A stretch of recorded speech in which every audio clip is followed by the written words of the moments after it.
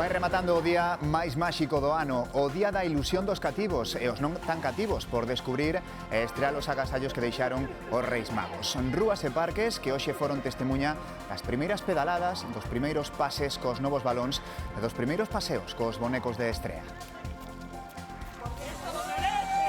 A lotaría do Neno regou Galicia de sorte 45 millóns de euros, 24 deles caeron no Porriño nun décimo do primeiro premio e un segundo premio íntegro. Tamén en Marín tocaron 20 millóns en 100 décimos dun segundo premio. A sorte sorriu tamén ás Pontes, Zas, Ourense, Monforte e Xinzo, cun primeiro premio do Neno moi repartido. Donald Trump cualifica a captura de Maduro de fazaña militar incrible. Nun discurso ante congresistas republicanos, dixo tamén que o líder chavista tiña unha cámara de tortura no centro de Caracas. O presidente dos Estados Unidos afirma que él é o que está ao mando de Venezuela e da súa transición. Boas noites. Para moitos é o Día da Saúde, pero para algúns afortunados é algo máis. O Neno deixa 45 millóns de euros en Galicia nas 4 provincias. Estes son os números premiados. O segundo, o 45.875, deixou 24 millóns no Porriño, onde ademais venderon polo menos un décimo do primeiro. En Marín caeron 2 millóns do gordo, o 6.063. Había 11 anos que a lotería do Neno non era tan xenerosa con Galicia. En total caeron na comunidade, como dicimos, preto de 45 millóns de euros. A maioría repartida no Porriño e por partida dobre, Demetrio. Vostedes, aquí no Porriño continúa agora mesmo a celebración deste sorteo do Neno que nos deixou un décimo do primeiro premio, do 6.703, un décimo, pero ollo, 320 décimos do segundo premio, o 45.875, nada máis e nada menos que 24 millóns de euros que quedaron aquí no Porriño. Todo grazas ao maior parte destes millóns repartidos en participación dos alumnos e esas alumnas para organizar unha viaxe de fin de curso. E agora mesmo esta imaxe que lle queremos amosar a todos vostedes que continúan celebrando a alegría. Ese premio, ese primeiro premio de 6.703, un décimo, é dicir, 200.000 euros e 320 décimos do segundo premio. En total, 24 millóns aquí no Porriño, tamén non moi lonxe en Marín, quedaron 20 millóns de euros dese primeiro premio. Venderonse 100 décimos, todos en ventanilla do 6.703. Así que sí, Galicia este ano si tocou en un pouco do sorteo do Neno. De aquí continúa a celebración.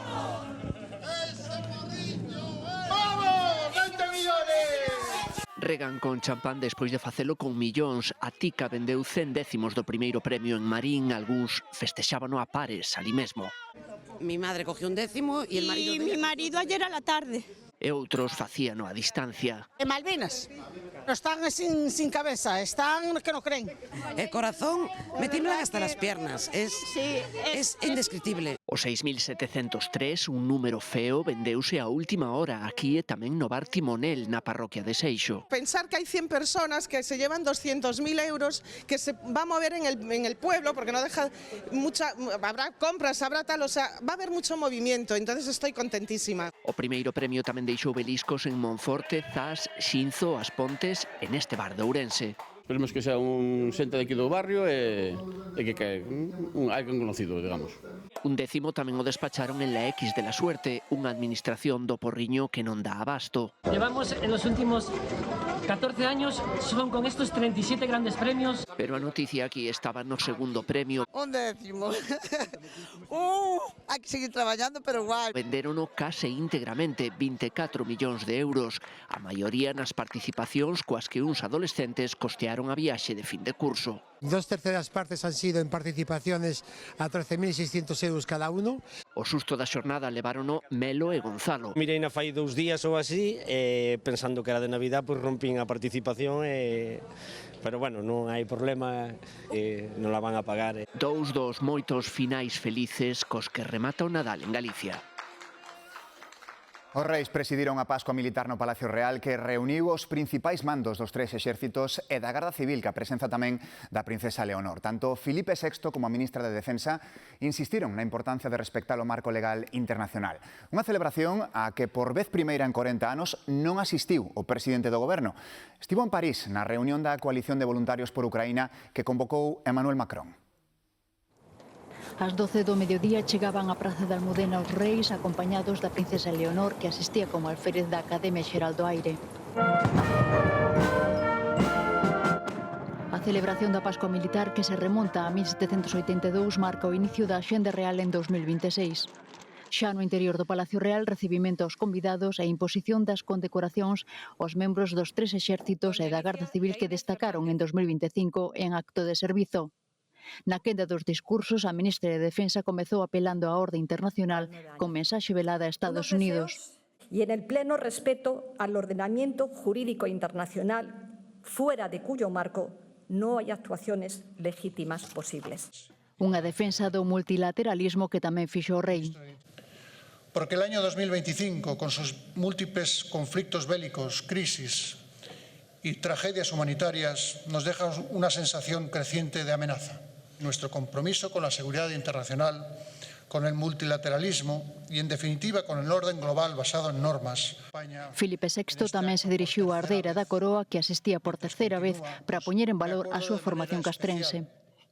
Formándote con ellos es como mejor servirás con ellos, ya siendo oficial, como heredera de la corona, ya en el futuro como mando supremo, cuando seas llamada a sucederme en la jefatura de Estado como reina de España.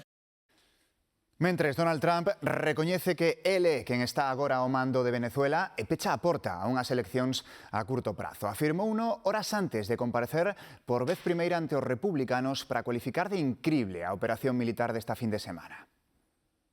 Donald Trump saca peito ante os republicanos no Capitolio. Porque a medida que pasan os días van coñecéndose máis detalles e tamén se confirma o que ata agora era só unha sospeita. Non haberá eleccións en Venezuela en 30 días, como contempla a legislación. Anunciouno o propio Trump nunha entrevista. A súa prioridade vai ser a restauración do sector petroleiro, o motor económico do país. Unha tarefa para a que calcula se van tardar aproximadamente 18 meses. O que tamén deixa claro é que nesta xestión el vai ser o máximo responsable e, polo tanto, desbota un novo goberno a cargo do movemento opositor que lidera María Corina Machado. Segundo Trump, a presidenta encargada de Venezuela, Delcy Rodríguez, está cooperando cos autoridades estadounidenses. E mentres en Venezuela, son disparos que se escoitaban de madrugada nos arredores do Palacio de Miraflores, sede do Executivo en Caracas. Algunhas fontes confirmaron que a policía tivo que actuar de maneira disuasoria ante a presenza de drons que sobrevoaron sen permiso esta zona, insistindo en que todo o país se atopa en total tranquilidade. Dende París, Pedro Sánchez falou hoxe por vez primeira sobre este asunto. O presidente do goberno ofreceu a mediación do Ministerio de Exteriores para facilitar unha transición democrática no país e cualificou a intervención dos Estados Unidos como un atropelo á legalidade internacional. Un precedente muy peligroso, un precedente que, por cierto, nos recuerda a agresiones pasadas y que empuja al mundo a un futuro de incertidumbre y de inseguridad como el que ya padecimos tras otras invasiones guiadas por la sed del petróleo. Tras participar nos actos da Pascua Militar en Galicia, Alfonso Rueda tamén falou sobre a situación de Venezuela. Agarda que se abra unha nova etapa e os venezolanos poidan decidir en liberdade.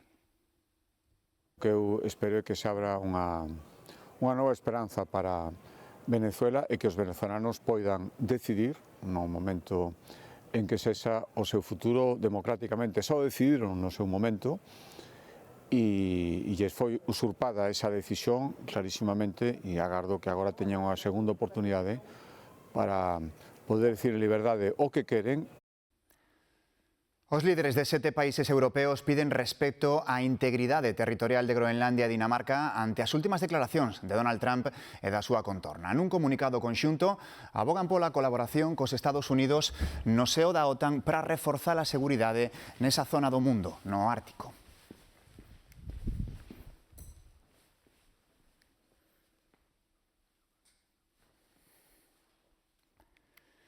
O Papa clausurou hoxe o xubileo da Esperanza. León XIV axeonllouse ante a Porta Santa da Basílica de San Pedro, a última que permanecía aberta entre as basílicas papais de Roma e que abrira en decembro de 2024 o Papa Francisco. Co seu peche ponse fin a un ano santo no que chegaron máis de 33 millóns de peregrinos a Roma. O Papa fixo un chamamento á humildade. Dixo que para servir a humanidade non deben reducirse as igrexas a simples monumentos. Agora comezan os preparativos para o xubileo extraordinario do ano 2033. A policía investiga a morte violenta dun matrimonio na súa casa das Palmas. A parella de orixe filipina foi descoberta logo de que o fillo alertara a desaparición da nai durante a madrugada. A muller presentara no pasado unha denuncia contra o hombre que fora arquivada.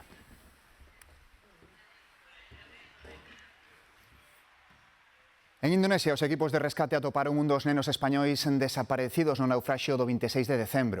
O corpo estaba a 14 kilómetros da última posición coñecida antes de afundir. Tamén apareceu o casco do barco e agora aínda falta por atopar outro neno.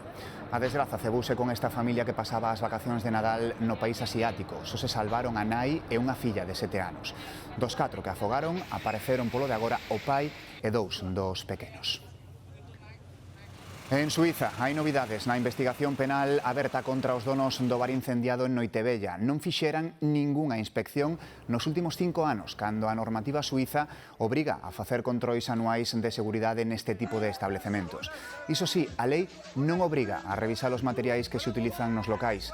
A escuma insonorizante do teito provocou que o lume se propagara en cuestión de minutos e ocasionou a morte de 40 persoas moi novas. 20 eran menores.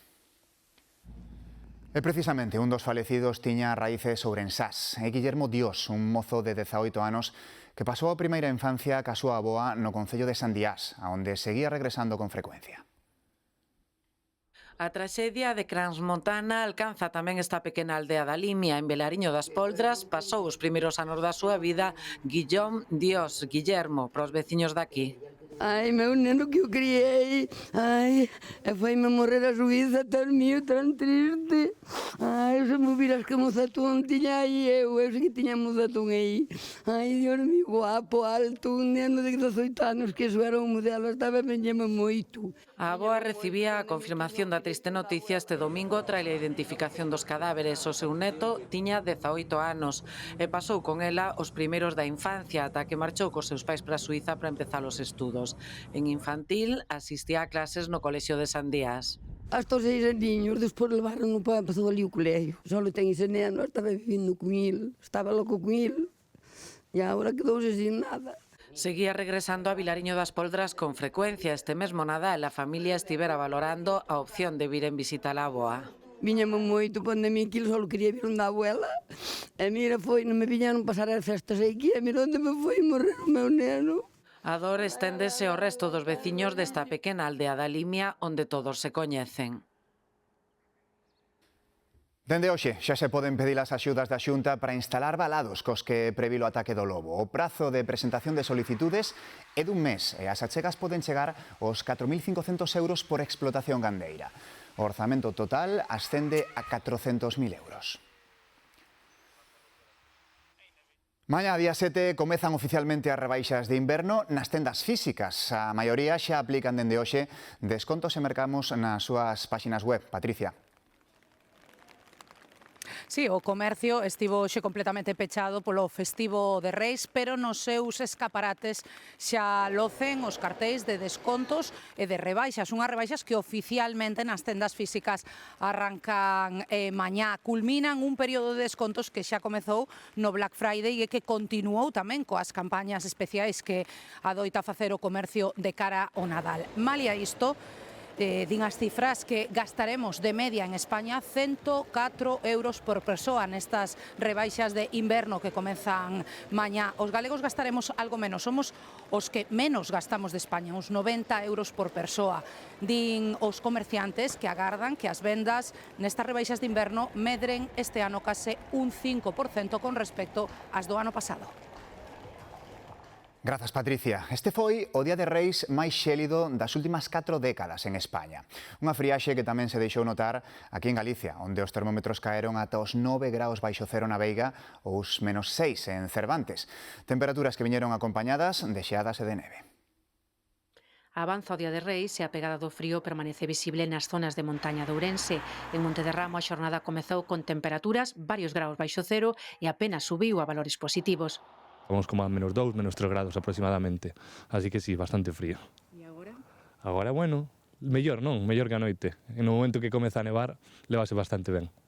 Nevou por riba dos 700 metros. Pola tarde, as chimeneas convertéronse no mellor refuxo. Cosas calentitas, chimenea y nada, aprovechar estos días que se puede estar dentro. Con las estufas y la calefacción a tope y abrigados y partidas con los niños de cartas. Pero non todo o mundo puido quedar na casa. Con gorros, nada, pasar o frío. Tamén hai que traballar, o que ten vacas por aí. A neve e o xeo provocaron nas primeiras horas máis dunha vintena de incidencias, sobre todo en estradas secundarias. Me muevo mucho con el coche y al moverte con el coche no es agradable. Nos estamos mirando ahora que mañá temos que marchar para Zaragoza, se nos vamos hoxe ou mañá pola mañá. Este mércores a cota de neve subirá aos 1.200 metros. O frío tamén deu a oportunidade, como ven, de gozar ca neve que caeu na montaña de Lugo. Eran moitos os que desafiaron esta tarde as baixas temperaturas e non dubidaron en lanzarse en zorra ou facer unha auténtica batalla de bolas de neve. E como non podía ser de outro xeito, tampouco faltaron os bonecos. Precisamente a neve e o frío son os principais perigos destas últimas horas de operación especial de tráfico pola Ponte de Reis. Vemos imaxe en directo da Nacional Sexta en Pedrafita do Cebreiro. As quitaneves están traballando e hai sal na calzada. Ademais, a circulación está restringida para vehículos pesados e limitada en velocidade para os demais. Na LU 633, a estrada que vai de Pedrafita ao Alto do Hospital en Portomarín e que transita entre outros concellos por Triacastela. Hoxe foi o día no que a cativada se ergueu máis rápido da cama. Había unha boa razón. Onde a árbore agardaban os agasallos dos Reis Magos e tamén a ilusión. A noite máis máxica dá paso á mañá da ilusión. O son do papel rachando anticipa unha explosión de emoción.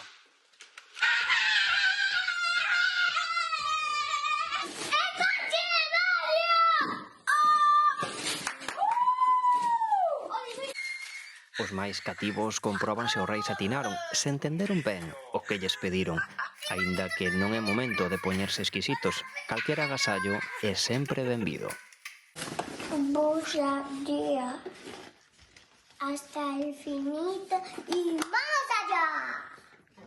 Con apenas uns meses de vida, aínda sen palabras para expresar o que pasa, pero tamén os recentemente chegados saben que viñeron os reis.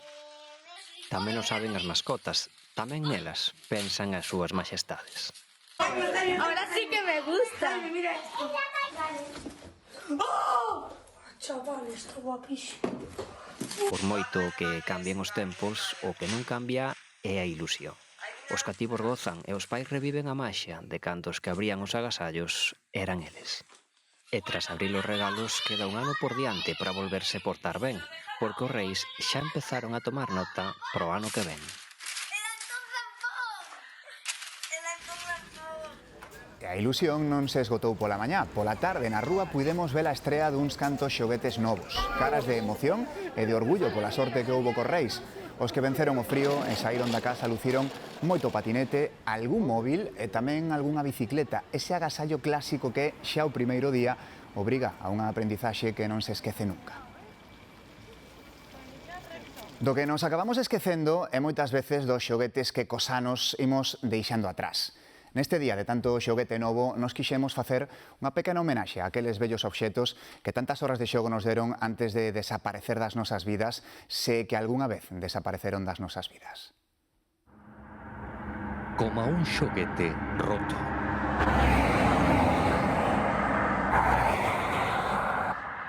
Ás veces, nin roto sequera.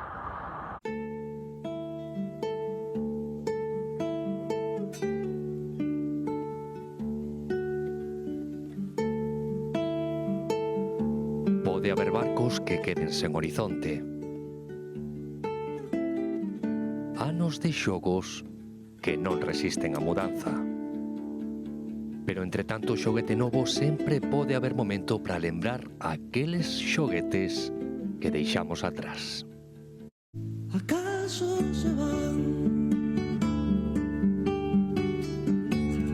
¿Y a dónde van?